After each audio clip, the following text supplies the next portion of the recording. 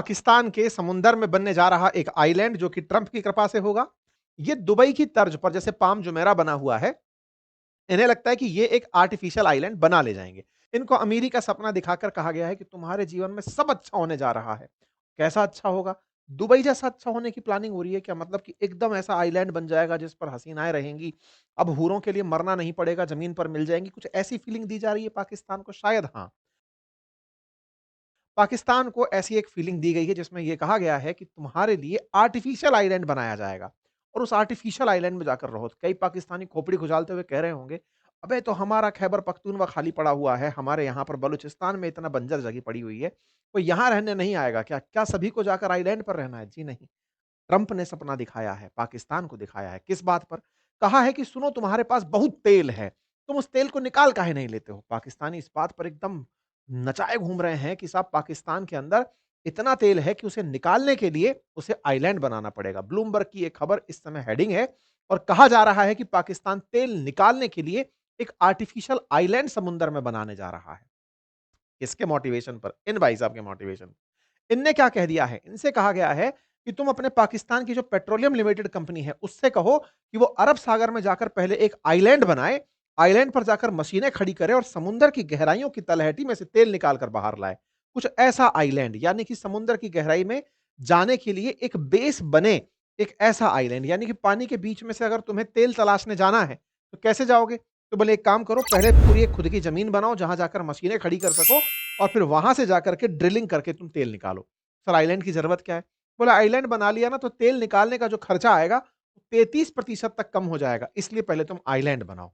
अच्छा, तेल ना तलाशें पहले? बोले नहीं, नहीं, तेल तलाशने के लिए भूमिका का निर्माण करो और इस तरह से फिर पाकिस्तानियों तेल निकालो कि एक दिन तुम्हारा तेल भारत खरीदेगा। और ये सपना दिखाने वाले कोई और नहीं अपितु ट्रंप हैं, जिन्होंने पहले ये समझाया दुनिया को कि सुनो, आईईए का मानना है कि दुनिया में तेल का बाजार $4 ट्रिलियन का है, जो बढ़ते-बढ़ते $6.5 ट्रिलियन का हो जाएगा। अमेरिका ने इनको समझाया कि अगर तुम भी तेल निकलवा लिए अपने यहाँ से, पाकिस्तान का तेल अगर निकल कर आया, तो उससे हो सकता है कि तुम्हारे पास इतनी अमीरी हो जाए कि सब लोग एकदम माला-माल हो जाएँ। अब सवाल ये है कि पाकिस्तान के अंदर जो ये माला-माल होने का सपना आया है, इससे भारत पर क्या असर हो सकता है? और कैसे ये सपना आया? असल में आपको याद होगा ट्रंप का वो काल, जिस समय पर भारत-पाकिस्तान के युद्ध को रुकवाने के बाद उनके दिमाग की नस दब गई। उनका लगता है कि भारत-पाकिस्तान को लड़ने से रुकवाया, उसके बाद उनके जीवन में कुछ और बड़ा नहीं हुआ। वो वहीं पर अटके हुए हैं और रिपिटिटिवली 61वीं बार बोल चुके हैं कि भारत-पाकिस्तान का युद्ध मैंने रुकवाया था और इसको रुकवाते-रुकवाते वो इतना आगे तक निकल गए कि हमने टैरिफ का डर दिखाया था, तब जाकर रुके थे। 350% टैरिफ का डर दिखाया था, तब जाकर के ये रुके थे। ये बात है जुलाई 31 की, जब ट्रंप खुशी में इतने आगे निकल गए कि कहा कि पाकिस्तानियों को चाहिए कि वो अपने मैसिव ऑयल रिजर्व का, जो अरब सागर में उनके पास है, उनका एक्सप्लोरेशन करना चाहिए। क्या पता एक दिन इंडिया उनसे तेल खरीदने आ जाए। भाई साहब, इंडिया तेल खरीदेगा पाकिस्तान से, जो पाकिस्तान खुद 80% तेल इंपोर्ट करता है, उसे इस तरह का सपना दिखाया गया। बात जुलाई की थी, शहबाज शरीफ ने सीरियसली ले ली, नवंबर आते-आते। नवंबर 19 के दिन ये खबर तैरने लगती है और खबर आती है, इसी बात को मानते हुए पाकिस्तान अब रियल में तेल निकालने के लिए सोच रहा है कि जब ट्रंप ने कह दिया कि तेल है, तो तेल है, चलिए तेल निकालते हैं। अब तेल निकालने जाएँगे कहाँ? बोले समुंदर में। समुंदर में तेल कहाँ है? तो देखिए समुंदर का पानी जितनी तलहटी तक जाएगा, तलहटी के नीचे ड्रिल किया जाएगा, यानी कि पानी भी किसी जमीन पर भरा हुआ है। उस जमीन की गहराई में जब जाओगे तो वहां से तेल निकाल कर लाओगे, यानी कि समुद्र की गहराई चलो और उसके बाद में जाकर के ड्रिलिंग करो। देखो ये है अरब सागर, जिसे भारत पाकिस्तान साझा करते हैं गल्फ के साथ। यहां पर पाकिस्तान का जो सीमा लग रही है कराची से लगभग 300 किलोमीटर के आसपास के क्षेत्र में, 30 किलोमीटर के आसपास के क्षेत्र में ये कुछ आर्टिफिशियल आइलैंड बनाने की प्लानिंग कर रहे हैं। इनकी प्लानिंग 30 किलोमीटर दूर सुजावल इलाके के पास में एक आर्टिफिशियल आइलैंड बनाने की है, जो कराची से 130 किलोमीटर है, लेकिन सिंध से 30 किलोमीटर की दूरी पर है। तो समुद्र के अंदर, अच्छा ये समुद्र के नीचे की जो शेल्फ्स दिखाई दे रही है ना आपको, एडिशनल जो ये एरिया दिखाई दे रहा है, सामान्यतः इन्हीं क्षेत्रों के अंदर तेल की अपेक्षा होती है। ऐसा क्यों? क्योंकि जब बहुत सारी नदियां अपने साथ में फॉसिल लेकर जाती हैं, जीवाश्म लेकर जाती हैं, तो वो इन्हीं कॉन्टिनेंटल शेल्फ्स में सालों तक दबते रहते हैं और वहीं से तेल निकलने की संभावना बनती है। क्योंकि इसी क्षेत्र से होकर सिंध नदी भी गिरती है, तो सिंध के साथ भी बहुत सारा ऐसा जीवाश्म आया होगा, जो सालों तक दब करके फॉसिल के अंदर कन्वर्ट होकर फ्यूल में बदला होगा। ये एक थ्योरी है जिसके आधार पर कॉन्टिनेंटल शेल्फ में दुनिया भर के अंदर तेल तलाशा जाता है। यही मान करके भारत में भी जो बॉम्बे हाई है मुंबई के नजदीक, वहां पर तेल इसी कंसेप्ट के आधार पर तलाशा जाता है। दुनिया भर में नदियों के मुहानों पर तेल को इसी थॉट के साथ तलाशा जाता है। कहा जा रहा है इस आइलैंड की मदद से ये लोग 25 तेल के कुएं खोदेंगे और आइलैंड बनने से फायदा ये होगा कि आने वाले समय में बहुत सारी जो समुद्र की लहरें हैं वो उस आइलैंड को नुकसान नहीं पहुंचाएंगी, कुएं को नुकसान नहीं पहुंचाएंगी और तेल का एक्सप्लोरेशन चलता रहेगा। आपको सुनकर के तो लगेगा कि सर देखिए कितनी बड़ी बात है, ये लोग तेल गैस खोज रहे हैं और हम बैठकर तमाशे देख रहे हैं। इनके पास इतनी समझ आ गई, क्या हमारे पास समझ का अभाव है क्या? क्या हम नहीं कर सकते क्या? क्या हमारे अरब सागर में तेल नहीं हो सकता क्या? क्या हम नहीं तलाश सकते क्या? सारी बातें आ रही होंगी। तो मैं थोड़ा-सा आपको इतिहास दर्शन कराता हूँ। पाकिस्तान जिस ख्वाब को फिलहाल जी रहा है, वो जून 22 के अंदर आई हुई एक कटिंग है, जिसमें पता चला था कि पाकिस्तान के अंदर तेल के भंडार मिले हैं। Massive oil gas reserve in Pakistan, ये 24 में भी खबर आई थी। ये खबर ही थी जो ट्रंप ने पढ़ ली थी कि इनके यहाँ तेल और गैस के प्रचुर भंडार हैं, इतने भंडार हैं कि अगर वाकई में इन्हें एक्सप्लोर कर लिया जाए तो शायद ये वेनेजुएला से बड़े भंडार हों। पाकिस्तानी इस बात पर नाचने लगे थे। लेकिन कुछ समय बाद ही पता चलता है कि ये इनके साथ पहली बार नहीं हुआ। इनके साथ एक बार पहले भी ऐसा हुआ है 2019 में, जब इन्हें कहा गया कि तुम्हारे यहां पर तेल के भंडार हैं। लेकिन जब जांचा गया तो पता चला यार नहीं यार, मजाक हो गई थी तुम्हारे साथ। 2019 में 500 मिलियन बैरल ऑयल के भंडार अपेक्षित किया गया था। इनके केकड़ा करके जगह है जहां पर अपेक्षा की गई थी कि तेल हो सकता है, लेकिन वो फर्जी निकल गया था। No oil gas reserve found at केकड़ा।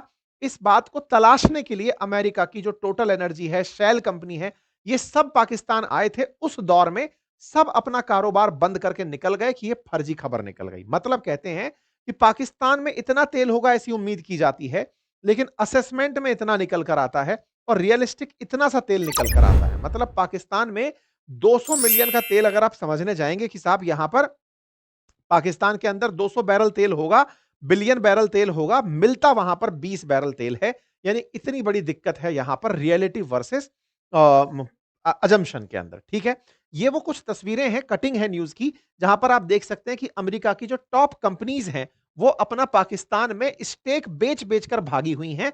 ये ट्रंप के आने से पहले का काम है, जब शेल जैसी कंपनी ने पाकिस्तान से अपना कारोबार समेट लिया था और निकल गई थी कि भैया थैंक यू, हम आपके यहां पर कंपनी नहीं चला पाएंगे। और तो और यहां पर कई कंपनीज पहले भी आई, लेकिन पाकिस्तान से 2021 से 24 के बीच में चली गई।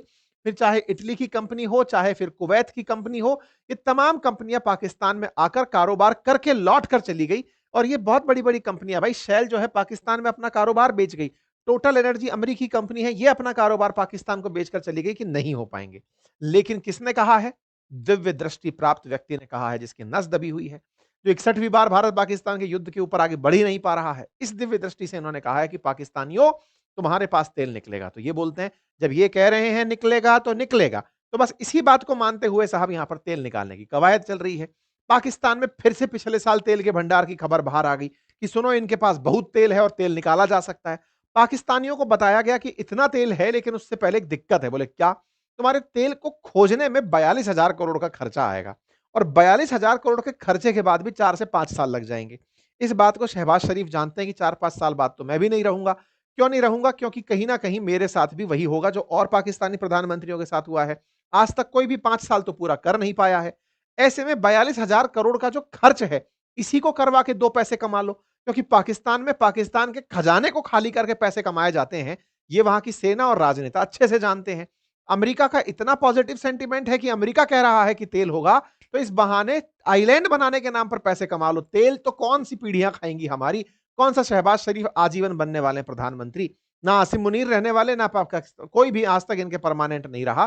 तो बोले अपने को कुछ हाथ नहीं लगेगा, लेकिन इस 42,000 करोड़ में फायदा है।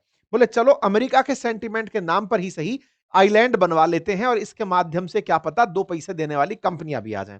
कुल मिलाकर ट्रंप के जो दावे हैं उनसे पाकिस्तानियों को लूटने का एक और मौका मिल गया। लेकिन इस बीच में ट्रंप के दावों को ही बहुत सारे एक्सपर्ट्स ने डिनाई किया कि साहब यहां पर तेल के भंडार नहीं है, इन्हें परेशान मत करो। लेकिन अल्टीमेटली पाकिस्तानियों को सुख तो भारत के नाम पर मिल जाता है और ट्रंप को पाकिस्तानियों से।